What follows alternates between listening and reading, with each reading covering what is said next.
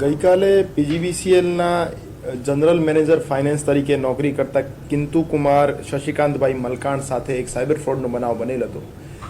બનાવની હકીકત એવી હતી કે જે જનરલ મેનેજર ફાઇનાન્સ કિંતુ કુમાર મલકાણ છે એમને ગઈકાલે બપોરે એમના પીજીવીસીએલના એમડી સાહેબ કેતન જોશી સાહેબના પ્રોફાઇલ પિક્ચર રાખેલો અને એમના નામ લખેલું એક વોટ્સઅપ નંબરથી મેસેજ આવેલો કે હલો મલકાણ, હું મિટિંગમાં છું અને તાત્કાલિક મને આ અકાઉન્ટ નંબર ઉપર પીજીવીસીએલના ખાતામાંથી 45 લાખ રૂપિયા જેવાનું પેમેન્ટ કરી નાખો. તો એમને કેતન જોશી સાહેબના જેન્યુઇન નંબર માનીને, એમનો જેન્યુઇન મેસેજ માનીને બેંક ખાતામાંથી, પીજીવીસીએલના બેંક ખાતામાંથી જે બેંક અકાઉન્ટની ડિટેલ પ્રોવાઈડ કરવામાં આવેલ હતી એ ખાતામાં 45 લાખ રૂપિયાનું ટ્રાન્ઝેક્શન કરી નાખ્યો. આ ટ્રાન્ઝેક્શન થયા પછી 30 લાખ રૂપિયાનો ટ્રાન્ઝેક્શન કરવા માટે ફરીથી મેસેજ આવેલો. તો ફરીથી મેસેજ આવ્યા પછી એમને શંકા ગઈ, તો એમને પોતાના એમડી સાહેબ સાથે કન્ફર્મ કર્યો. તો એમને ખ્યાલ આવ્યું કે એમની સાથે સાયબર ફ્રોડનો બનાવ બનેલ છે. તો એના પછી એમને રાજકોટ શહેર સાયબર ક્રાઇમ પોલીસ સ્ટેશનનો સંપર્ક કર્યો અને જે એમની પાસે વિગતો હતી, બેંક અકાઉન્ટ નંબર અને વોટ્સએપ નંબર, એના આધારે જે બેંક અકાઉન્ટ ધારક અને વોટ્સએપ મોબાઈલ નંબર ધારક વિરુદ્ધ એક ગુનો દાખલ કરવામાં આવેલ છે અને એ ગુનાની તપાસ હાલ cyber crime police station Rajkot શહેરમાં ચાલી રહી છે.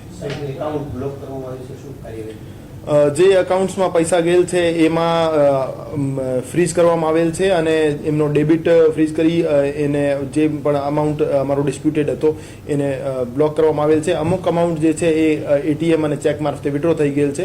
આ સિવાયનો તમામ અકાઉન્ટમાં તમામ અમાઉન્ટ છે એ હોલ્ડ કરવામાં આવેલ છે. શરૂઆતમાં એક અકાઉન્ટમાં પૈસા ગયા, પછી એક અકાઉન્ટથી મલ્ટિપલ લેયર્સમાં, મલ્ટિપલ અકાઉન્ટ્સમાં પૈસા ટ્રાન્સફર થયેલા છે. તો એ બાબતે અમે તપાસમાં એમના ઉપર કાર્યવાહી કરીશું. જે અકાઉન્ટ છે એ સિલીગુડી વેસ્ટ બેંગોલનો અકાઉન્ટ છે અને ત્યાંથી જ વિડ્રો થયા છે.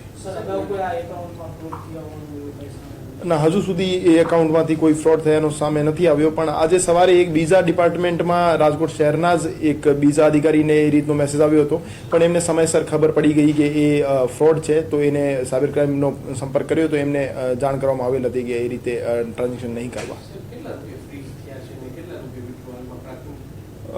હજુ સુધી અમારી પાસે જે પ્રાથમિક વિગતો અવેલેબલ છે એમાં 45 લાખ પૈકી 33 લાખ જેવી રકમ હોલ્ડ થયેલી છે અને 2.5 લાખ જેવી અમે ચોક્કસ કહી શકીએ કે આ વિડ્રો થઈ ગયેલી છે. બાકી તપાસ દરમિયાન સામે આવશે.